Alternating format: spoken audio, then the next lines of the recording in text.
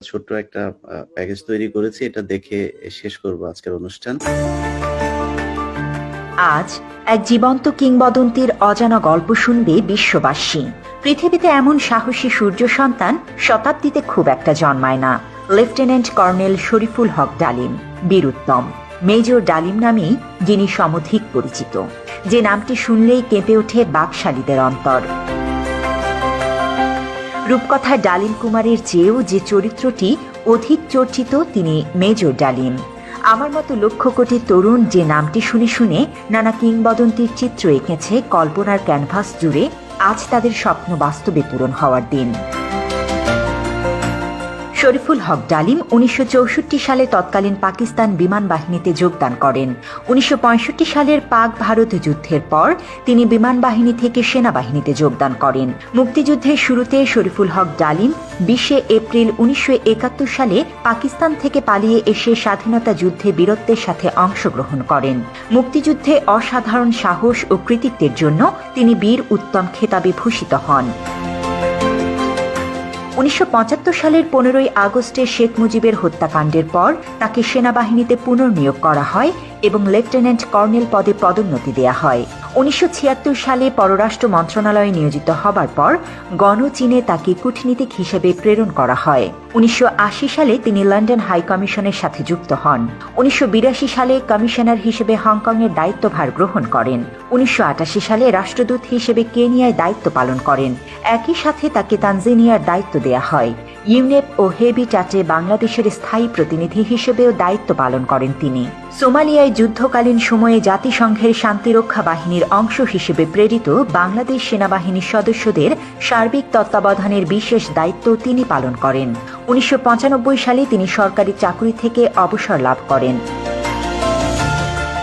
বীর উত্তম খেতাবপ্রাপ্ত একজন বীর মুক্তিযোদ্ধার নামটি বাংলাদেশের মানুষের কাছে পরিচিতি পেয়েছে 1975 সালের 15 আগস্টের এক ঐতিহাসিক ঘটনার মধ্য দিয়ে।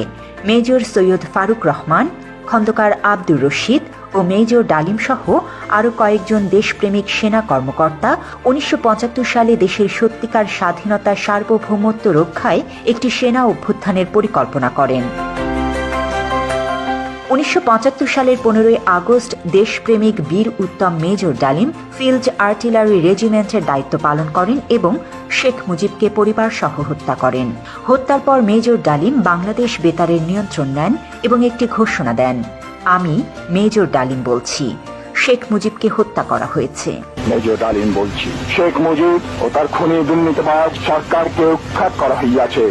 এই একটি ঘোষণার মধ্য দিয়ে বাংলাদেশের মানুষ সত্যিকার স্বাধীনতার স্বাদ পায়। হাজার হাজার মানুষ আনন্দে উদ্বেলিত হয়ে ওঠে, মিষ্টি বিতরণ করে দেশব্যাপী, যেমনটি করেছে 2024-এর 5 আগস্টে তার কন্যা ফ্যাসিস্ট খুনি হাসিনার পলায়নের পর। বাংলাদেশকে মুক্ত করে ভারতের আধিপত্য ও সম্প্রসারণবাদ থেকে, ইসলাম বিদ্বেষী শক্তির হাত থেকে, খুনি বাকশালী একজন স্বৈরশাসকের জগদ্দল শাসন ও শোষণ থেকে। দেশপ্রেমিক বীর যোদ্ধা মেজর ডালিমরা ইতিহাসের স্বপ্নপুরুষ। তারা ইতিহাসের সবচেয়ে বড় কুলাঙ্গারকে পরিবারসহ হত্যা করে বাংলাদেশকে জঞ্জালমুক্ত করেছিলেন। গণ অভ্যুত্থান উত্তর নতুন বাংলাদেশে মেজর ডালিমদের দেশপ্রেমিক হিসেবে স্বীকৃতি সময়ের অপরিহার্য দাবি। মেজর ডালিম কেন ও কোন কারণে মুজিব পরিবারকে হত্যা করেছে তার বর্ণনা রয়েছে তার লেখা যা দেখেছি, যা বুঝেছি, যা করেছি, আমি মেজর ডালিম বলছি ও কিছু কথা কিছু ব্যথা বইতে। যারা শেখ হাসিনার দুঃশাসন দেখেছেন কিন্তু শেখ মুজিবের দুঃশাসন দেখেননি, তাদের কাছে হয়তো ডালিম অজানা শত্রু। বাবা এবং কন্যা এ জাতিকে যেভাবে ভয়ঙ্কর দুর্বিষহ যন্ত্রণা দিয়েছেন তা হয়তো ইতিহাসের পাতায় সেভাবে কেউ বর্ণনা করেনি। গত 15 বছর মানুষ হাসিনার হাত থেকে বাঁচতে চেয়েছিল, কিন্তু কেউ ডালিম হয়ে উঠতে পারেনি। 75-এ যদি ডালিম ফারুকরা না থাকতো, হয়তো জাতি আজ আরও ভয়ঙ্কর পরিণতি ভোগ করত। গত 15 বছর ধরে বাংলাদেশের 18 কোটি মানুষ একজন ডালিমের অপেক্ষায় ছিল। 24-এ ছাত্র জনতা এক একজন ডালিম হয়ে উঠেছিল বলে আমরা মুক্তি পেয়েছি। বাংলাদেশের সেই সাহসী বীর আজ আমাদের সামনে। আজ সরাসরি তার মুখ থেকেই শুনুন 15 আগস্টের সেই কালজয়ী রাতের ঘটনা ও পূর্বাপর।